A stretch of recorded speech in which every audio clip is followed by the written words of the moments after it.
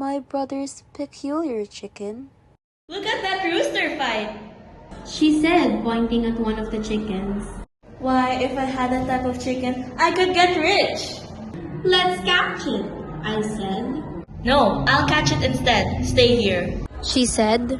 My sister slowly approached the chickens in the cockpit, though the chickens did not see them because they were fighting when she got near them. She jumped and caught one by its leg. The chicken squeaked and tried to break free, but Kia held the chicken's wings and it became still. I ran to them and looked at the chicken. That's a hen, I told him. What are you saying? She asked. Maybe the weather's making you sick. No, look at it. It has more rounder body. Rounder body? Who cares about that? Didn't you see it fight? Sure I did, but that's still a hen. Ahem! Do you even see thick legs on a hen? Or a hen this big? I don't care if it's big or thick. I'm telling you, that's a hen. Just look at it. The argument continued all day long. At noon, we ate lunch and argued more on the way home. When we arrived home, Kia tied the chicken. The chicken flapped its wings and clucked. Did you hear that? My sister exclaimed excitedly. I suppose you're going to tell me now that hens crow and frogs speak now. So what if it crows? I said. The chicken is still a hen. We walked inside the house and the argument continued until lunch. That ain't looking a hen, she said. I told you, it's a rooster. Hen, I said. Rooster! Hen! Rooster! Now. Mother intervened. How many times will your father tell you both not to argue when eating? What is this all about now? We spoke and told Mother. She went outside and looked at the chicken. That chicken is effeminate, she said. It is a hermaphrodite rooster. That should have ended the fight. But the father looked at the chicken too. The mother asked, Shall you been drinking? She asked. No. Father spoke. Listen, I have maneuvered brown since I was young. No one can tell me that appears to be a rooster. Before Kia and I could analyze what just happened, Father and Mother started arguing about the chicken themselves. Later on, Mother started to cry. She had always teared up when she argued with Father. You know that is a rooster, she said. You're just being denote and obstinate. My apologies. He said. But I know a hen when I see one. I know one who can answer this question. My sister said. Who? I asked. The cabeza de barangay.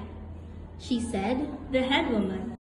The chief was the earliest born, but it does not signify that she was the most sensible. But she is very helpful when it comes to things only early born people knows. So my sister untied the chicken and we went to the head woman.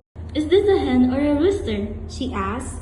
That is a question answered by other chickens themselves. My sister and I have interest for this chicken itself. Please just give us a clarification. Yes or no? Is this a male? It does not look like a rooster in particular. Perhaps a hen? I asked. Nor does it look like a hen. Perhaps it is a bird of some kind?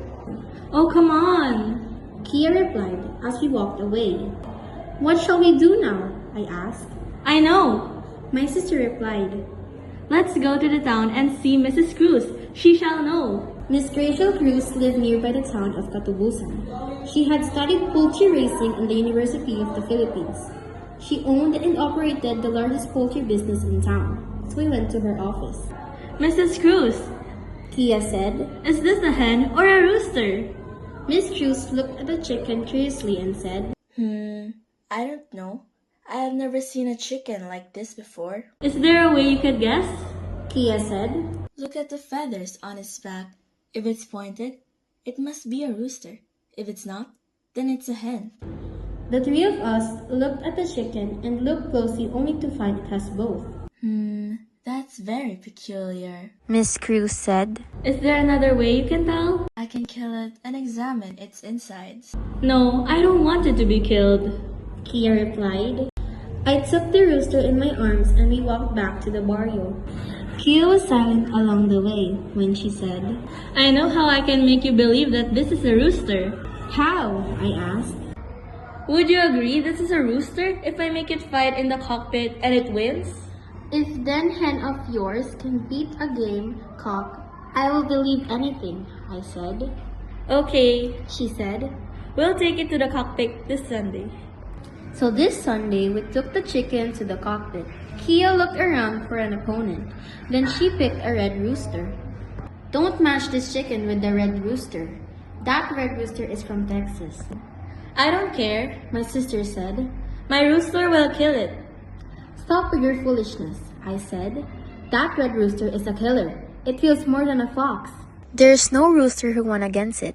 Pick a more suitable opponent for your chicken. My brother did not listen. Soon, the match started and the chickens were ready for killing. Sharp steel gaffs were attached to their legs. Everyone wanted to bet on the red gamecock. The fight began. Both chickens were released at the middle of the arena. They circled once and faced each other.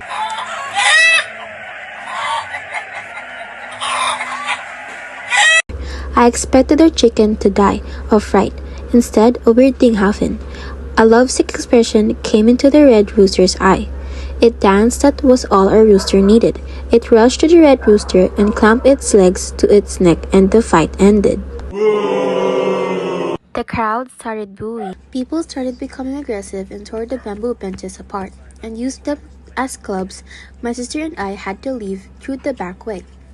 I had the chicken under my arm and we ran until we lost all the mob. As soon as we got safe, my brother said, Do you believe me now? "Yes," I answered. I was glad we stopped arguing. Just when the chicken began to quiver, it stood in my arms and cackled something. Warm dropped into my hand. It was an egg.